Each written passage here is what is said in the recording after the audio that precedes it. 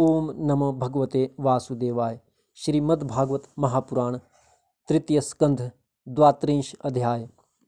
धूम मार्ग और अर्चिरादि मार्ग से जाने वालों की गति का और भक्ति योग की उत्कृष्टता का वर्णन।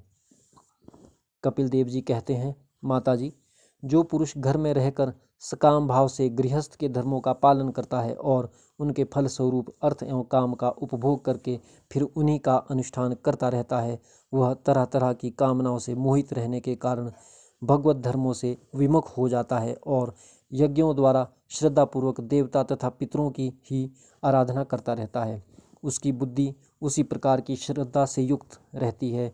देवता और पितर ही उसके उपास्य रहते हैं, अतः वह चंद्रलोक में जाकर उनके साथ सोमपान करता है और फिर पुण्य क्षीण होने पर इसी लोक में लौट आता है।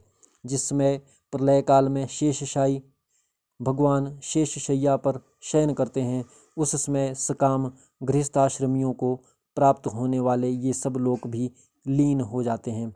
जो विवेकी पुरुष अपने धर्मों का अर्थ और भोग विलास के लिए उपयोग नहीं करते बल्कि भगवान की प्रसन्नता के लिए ही उनका पालन करते हैं, वे अनासक्त, प्रशांत, शुद्धचित्त, निवृत्ति, धर्मपरायण, ममता रहित और अहंकार शून्य पुरुष स्वधर्म पालन रूप सत्वगुण के द्वारा सर्वथा शुद्ध चित्त हो जाते हैं।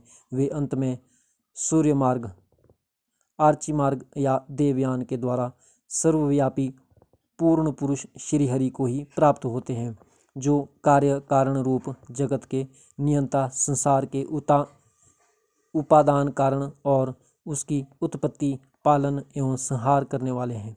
जो लोग परमात्म दृष्टि से हिरण्यगर्भ की उपासना करते हैं, वे दो प्रारब्ध में होने वाले ब्रह्म जी के प्रलय पर्यंत उनके सत्यलोक में ही रहते हैं, जिसमें देवतादि से श्रेष्ठ ब्रह्मा जी अपने द्विप्रार्ध काल के अधिकार को भोग कर पृथ्वी, जल, अग्नि, वायु, आकाश, मन, इंद्रिय, उनके विषय और अहंकार आदि के सहित संपूर्ण विश्व का संहार करने की इच्छा से त्रिगुणात्मिक प्रकृति के साथ एक रूप होकर निर्विशेष परमात्मा में लीन हो जाते हैं।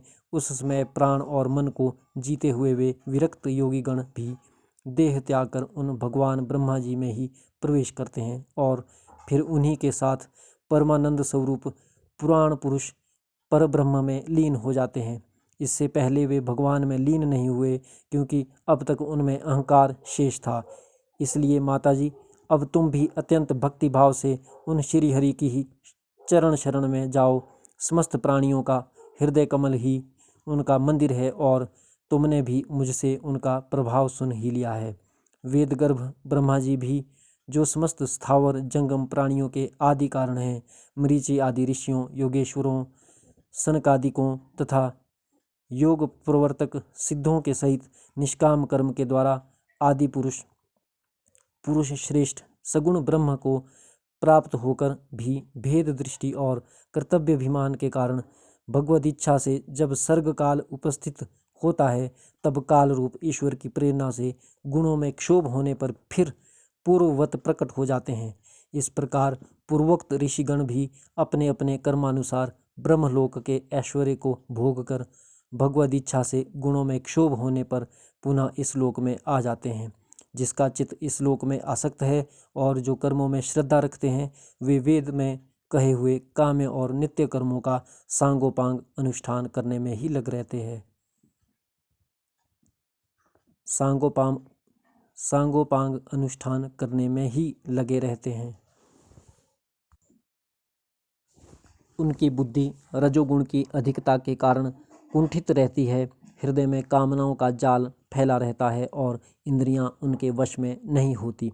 बस अपने घरों में ही आसक्त होकर वे नित्य प्रति पितरों की पूजा में लगे रहते हैं। ये लोग अर्थ, धर्म और काम के ही परायण होते हैं। इसलिए जिनके महान पराक्रम अत्यंत कीर्तनीय हैं, उन भव भयहारी श्री मधुसूदन भगवान की कथा वार्ताओं से तो ये विमुख ही रहते हैं। हाय, विष्ठा भोगी कुकर, सूकर आदि जीवों के विष्ठा चाहने के समान जो मनुष्य भगवत कथामृत को छोड़कर निंदित विषय वार्ताओं को सुनते हैं वे तो अवश्य ही विधाता के मारे हुए हैं। उनका बड़ा ही मंद भाग्य है। गर्भाधान से लेकर अंत्येष्टि तक सब संस्कारों को विधिपूर्वक करने वाले ये सकाम कर्मी सूर्य से दक्षिण और के पितृयायन या धूम मार्ग से पितृश्वर अर्यमा के लोक में जाते हैं और फिर अपनी ही संतति के वंश में उत्पन्न होते हैं। माताजी, पितृलोक को भोग लेने पर जब उनके पुण्य क्षीण हो जाते हैं तब देवता लोग उन्हें वहाँ के ऐश्वर्य से च्युत कर देते हैं और फिर उन्हें विवश होकर तुरंत ही इस लोक में गिरना पड़ता है। इसलिए माताजी, जिनके चरण कमल सदा भजने योग्य हैं उन भगवान का तुम उन्हीं के गुणों का आश्रय लेने वाली भक्ति के द्वारा सब प्रकार से मन, वाणी और शरीर से भजन करो। भगवान वासुदेव के प्रति किया हुआ भक्ति योग तुरंत ही संसार से वैराग्य और ब्रह्म साक्षात्कार रूप ज्ञान की प्राप्ति करा देता है। वस्तुतः सभी विषय भगवद रूप होने के कारण समान है। अतः जब इंद्रियों की वृत्तियों के द्वारा भी भगवद भक्त का चित्त उनमें प्रिय अप्रिय रूप विषता का अनुभव नहीं करता, सर्वत्र भगवान का ही दर्शन करता है, उसी समय वह संगरहित,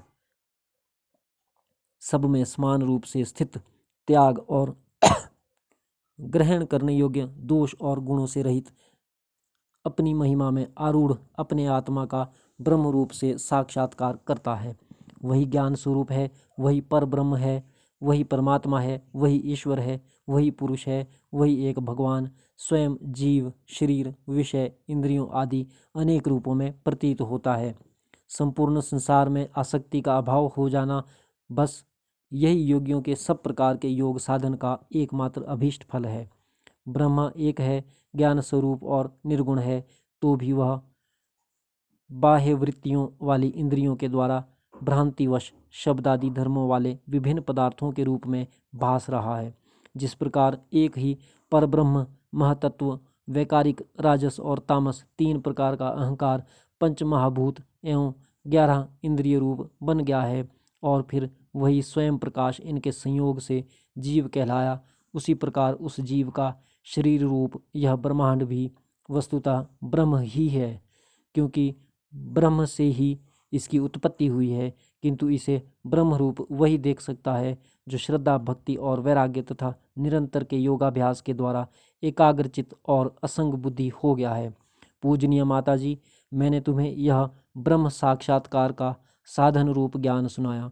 इसके द्वारा प्रकृति और पुरुष के यथार्थ स्वरूप का बोध हो जाता है।